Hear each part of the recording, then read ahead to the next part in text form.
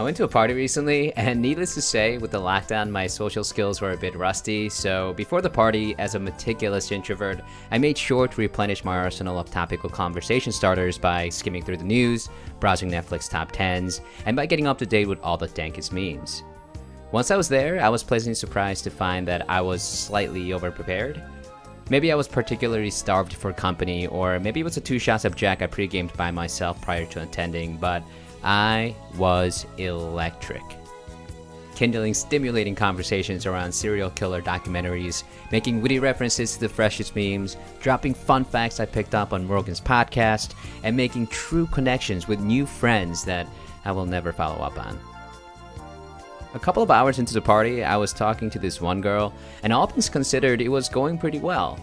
Until out of nowhere, she took a sharp turn and asked me, "Do you support capital punishment?" Definitely an odd question. And after contemplating whether she may be on the spectrum, I decided to respond with a playful jest. Only for people who talk about politics at parties. The joke didn't land.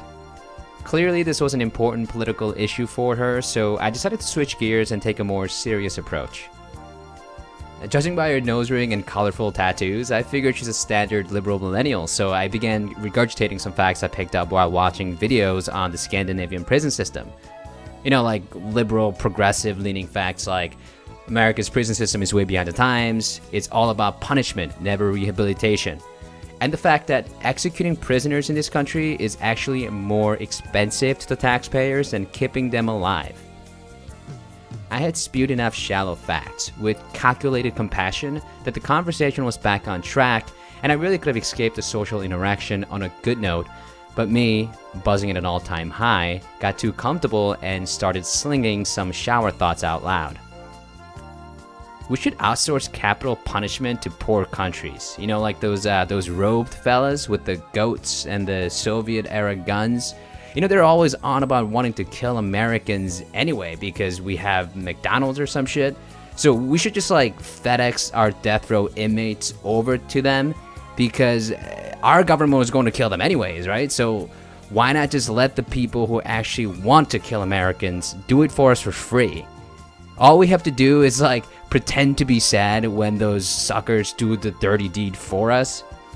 Even better for the taxpayers, the government should award death row prisoners with reduced time if they carry out the death penalty on themselves. After a few seconds of silence, she said in an even mixture of anger and sarcasm, "Haha, right," then walked away. Later I found out it was her party and her uncle was wrongfully convicted and killed himself in prison. And that, kids, is how I met your mother.